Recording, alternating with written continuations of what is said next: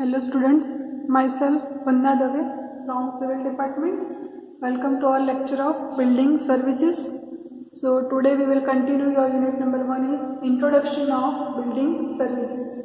So here is your today's topic. First one is components of daylights. So remaining components is here. First one is ERC, external reflected component, and second one is IRC, internal reflected component. And second topic is necessity of ventilation. So previous lecture के अंदर हमने जो day light के जो component देखे थे, इसके अंदर हमने नंबर 1 देख लिया था, स्काई कंपोनेंट. हमें पता है डे लाइट के टोटल 3 कंपोनेंट्स है. फर्स्ट वन है sky component, second one is ERC, external reflected component, and the third one is internal reflected component. So आज हम लोग का जो रिमेनिंग कंपोनेंट जो डे लाइट का रहता है वो आज के लेक्चर में हम कंटिन्यू करेंगे. सो सबसे पहले हम देखेंगे component of day light.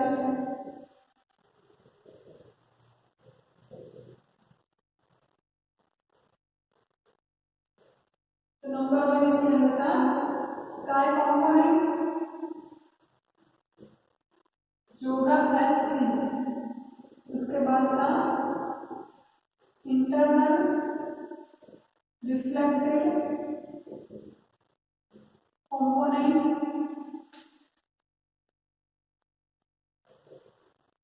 ERC और एक्सटर्नल, यहाँ पे आपका एक्सटर्नल होगा और इसके बजाय का आपका internal reflected component. Clear? IRC. सो ये आपका लास्ट लेक्चर कंप्लीट हो गया था. तो अभी हम ERC और IRC कंटिन्यू करेंगे.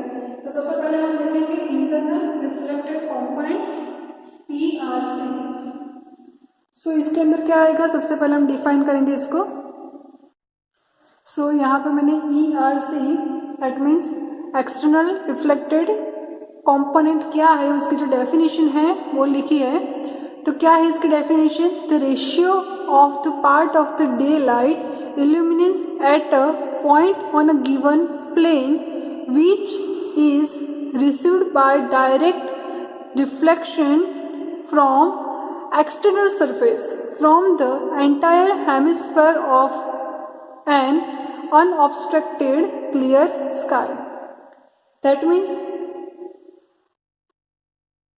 कि हमने जो स्काई कंपोनेंट हमने देखा था, क्लियर, तो उसमें हमने देखा था जो हेमिस्फीयर हमने इसमें ड्रॉ किया था और जो भी घर के अंदर एक पॉइंट है उसको पॉइंट को एक लिया था.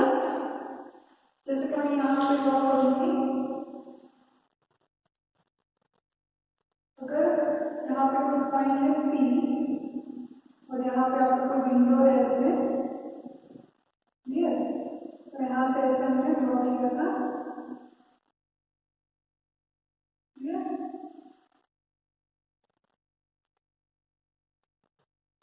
तो ये हो गया आपका स्काई हेमिस्फीयर. सो ये क्या है? ERC external reflected component, the ratio of the part of the daylight illuminance at the point on a given plane. यानी कि यहाँ पे जो पॉइंट दिया हुआ है उसमें जो इल्यूमिनेस है कि जो भी आपका लाइटिंग हो रहा है उसका विच is received by the direct reflection from the external surface. यानी कि जो एक्सटर्नल सरफेस में से जो रिसीव हो रहा है ऐसा कोई पॉइंट, ये एक्सटर्नल सरफेस में से हो रहा है from the entire hemisphere of an unobstructed clear sky. यानी कि जो क्लियर स्काई का जो हेमिस्फीयर है उसका अगर हम रेशियो लें तो उसको हम बोलेंगे ERC, यानी कि इंटरनल एक्सटर्नल रिफ्लेक्टेड कंपोनेंट. तो ये हो गया आपका एक्सटर्नल रिफ्लेक्टेड कंपोनेंट जो मैंने यहाँ पे आपको ड्रॉ करके दिखाया. जो हमने स्काई कंपोनेंट देखा था उसी तरह से है.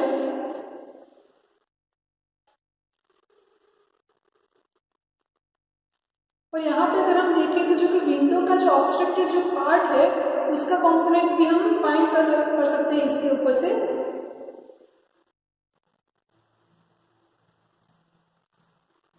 और यहाँ पे जो ल्यूमेंस है, इल्यूमिनेंस, उसको हम 0.2 ले सकते हैं यहाँ पे, जो आपका एक पॉइंट यहाँ पे लिखा हुआ है। यानी कि आपको पता चलता है कि यहाँ पे आपका जो एक्सटर्नल रिफ्लेक्टेड कंपोनेंट है वो क्या है, कि ratio of the part of day light illuminance at a point on a given plan, यानी यहाँ जो आपका पॉइंट है which is received by direct reflection from the external surface, यानी कि एक्सटर्नल सरफेस में से जो भी रिफ्लेक्शन डायरेक्टली मिलता है वहां से from the entire hemisphere of an unobstructed clear sky। तो अगर हम ERC की बात करें, इंटरनल रिफ्लेक्टेड कंपोनेंट की, तो आपका सिमिलरली है, लेकिन यहाँ पे जो आपका एक्सटर्नल सरफेस है वहां पे आपका इंटरनल सरफेस आएगा। तो यहाँ पे हम लिखेंगे IRC, तो वो क्या है, सेम ही है, the ratio of part of the daylight illuminance at a point on a given plan which is received by direct reflection from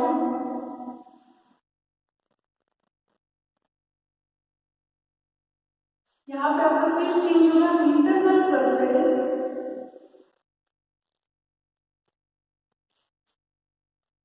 from the entire hemisphere of an unobstructed clear sky।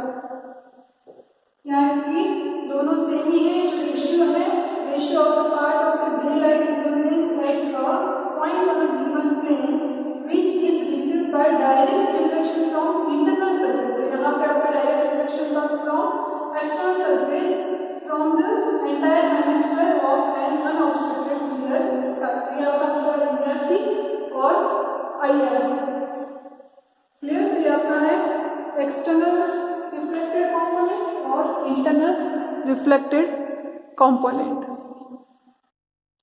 सो अभी हम इसका जो next topic है वो start करेंगे, necessity of ventilation. तो सबसे पहले हम देखेंगे वेंटिलेशन क्या है, उसके बाद उसकी क्या क्या नेसेसिटीज रहेगी वेंटिलेशन की, वो हम देखेंगे।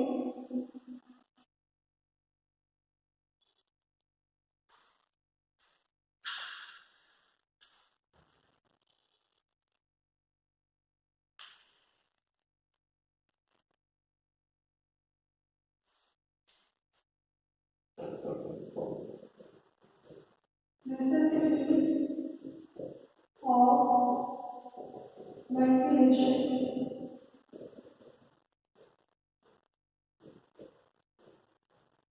तो नेसेसिटी देखेंगे वेंटिलेशन की, उससे पहले हम देखेंगे कि वेंटिलेशन क्या है वो देखेंगे सबसे पहले, और उसके बाद इसकी क्या क्या नेसेसिटीज हो सकती है वो हम देखेंगे।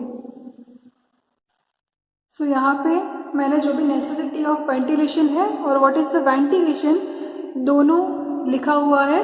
तो सबसे पहले हम देखेंगे कि वेंटिलेशन क्या है। तो वेंटिलेशन में मैंने लिखा है supply of fresh outside air into an enclosed space, that means the free passage of clean air in a building. यानी हमें पता ही है वेंटिलेशन क्यों होता है।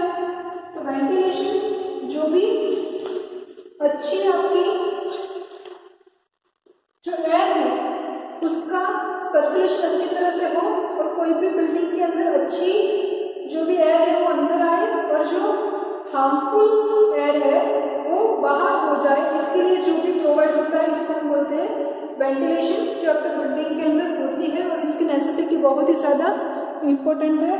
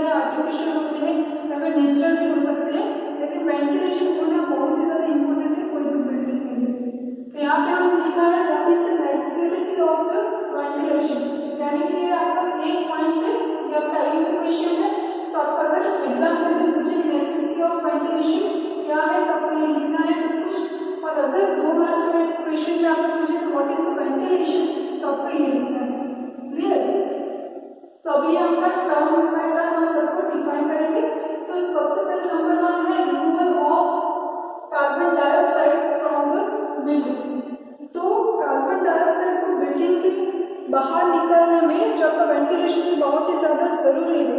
हमें पता ही है कि हमारा अगर कोई भी ह्यूमन बॉडी है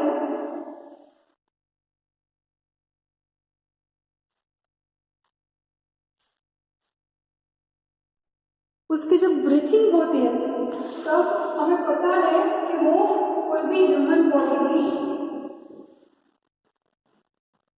ब्रीथिंग होती है। तो वो क्या करता है, जो ऑक्सीजन है वो लेता है और जो CO2 है उसको रिमूव करता है। क्लियर? तो जो कार्बन डाइऑक्साइड, अगर आपकी बिल्डिंग के अंदर कोई वेंटिलेशन नहीं है तो अगर कोई भी रूम के अंदर अगर 3 से 4 पर्सन कोई एक रूम के अंदर है, वहाँ पे कोई वेंटिलेशन नहीं है, तो वहाँ पे कार्बन डाइऑक्साइड की वैल्यू कैसे हो जाएगी, बहुत ही स्पीड से बढ़ जाएगी और जो ऑक्सीजन की जो वैल्यू है वो डिक्रीज हो जाएगी।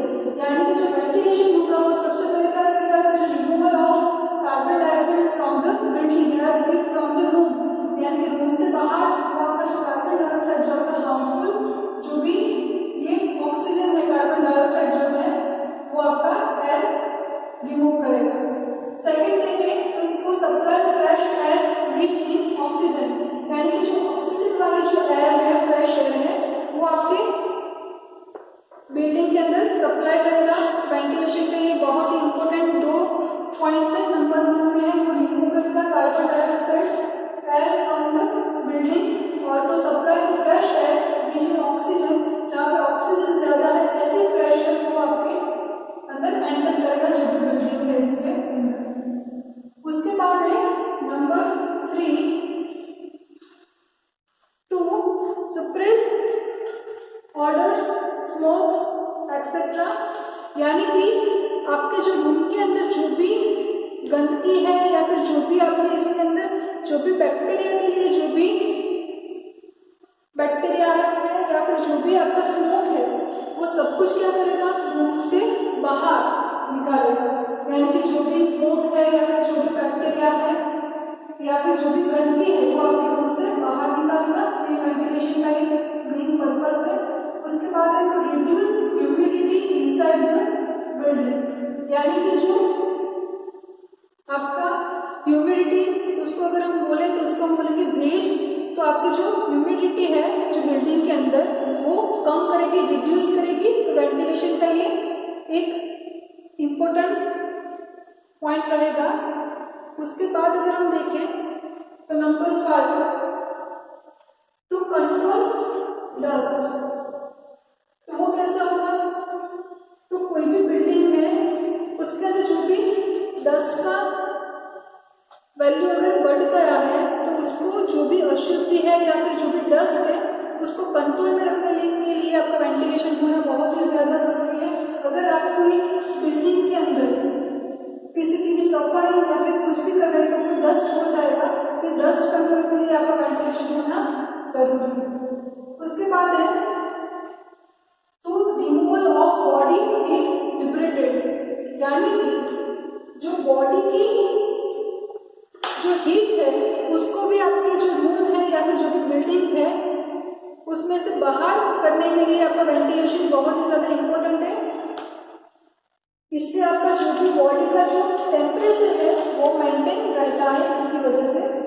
तो ये आपका एक इम्पोर्टेंट पॉइंट है कि जो आपका जो रिमूव करता है ये बॉडी हीट जो आपका होगा उसको रिमूव करेगा बिल्डिंग के अंदर से और इसकी वजह से आपका जो भी बॉडी का जो टेम्परेचर है वो मेंटेन हो सकता है। ये आपका होगा नंबर 6। उसके बाद देखें तो prevention of suffocation conditions in conference rooms, big rooms, cinema halls, यानी कि आपको पता ही होगा कि कहीं पे भी कॉन्फ्रेंस अगर मीटिंग चल रही है या फिर कोई बड़ा एरिया है जहाँ पे भूमि है और कोई वेंटिलेशन नहीं है तो वहाँ पे सफोकेशन होने के चांसेस बहुत ही ज़्यादा है। अगर कोई हम सिनेमा हॉल में देखें तो वहाँ पे भी ऐसा हो सकता है। तो इसको हम अच्छी तरह से मेंटेन कर सकें इसके लिए आप वहाँ पे वेंटिलेशन होना बहुत ही ज़्यादा इम्पोर्टेंट है। तो वो आपका एक मेन पॉइंट्स हम कह सकते हैं कि आपका सफोकेशन जैसी कोई भी पोजीशन ना हो इसके लिए वेंटिलेशन होना बहुत ही ज़्यादा इम्पोर्टेंट है। कोई भी हो सकता है, कम्युनिटी हॉल या फिर कॉन्फ्रेंस रूम या फिर कोई भी मीटिंग के लिए जो भी सिनेमा हॉल जो भी रखा है उसके लिए वेंटिलेशन वहाँ पे होना चाहिए। उसके बाद है preventation of odour cause by decomposition of building material. तो इसके अंदर क्या आएगा कि आपका जो बिल्डिंग मटेरियल का जो डिकम्पोजिशन हुआ है, यानी कि जो खवान हो गया है, कॉम्पोजिशन डिकम्पोजिशन जो हुआ है, उसकी वजह से जो भी बदबू आपकी बिल्डिंग के अंदर आएगी तो उसको दूर करने के लिए भी वेंटिलेशन होना बहुत ही ज़्यादा इम्पोर्टेंट है। तो ये आपके सभी पॉइंट्स है जो आपके नेसेसिटी ऑफ वेंटिलेशन है, जो बहुत ज़्यादा इम्पोर्टेंट है, जो आपके एग्जाम में भी एक क्वेश्चन आ सकता है। तो टोटल आपके 8 पॉइंट्स है जो आपको याद रखने हैं। क्लियर? सो आज के लेक्चर में हमने क्या देखा, तो सबसे पहले हमने देखा जो कंपोनेंट ऑफ आपके डे लाइट के जो रिमेनिंग कंपोनेंट्स है वो हमने देखा, जिसके अंदर हमने ERC और IRC देखा। ERC that means external reflected component and IRC that means internal reflected component. और अभी हमने जो लास्ट देखा वो था आपका नेसेसिटी ऑफ द वेंटिलेशन और व्हाट इज द वेंटिलेशन, वो भी हमने देखा। तो ये आपका IMP क्वेश्चन है एग्जाम पॉइंट ऑफ व्यू। सो अभी हम आपका नेक्स्ट लेक्चर के अंदर जो भी आपका आर्टिफिशियल लाइटिंग है वो बाकी है, वो हम स्टार्ट करेंगे।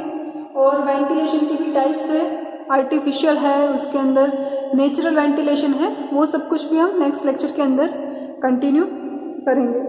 So to be continue the next lecture. Thank you for the watching everyone.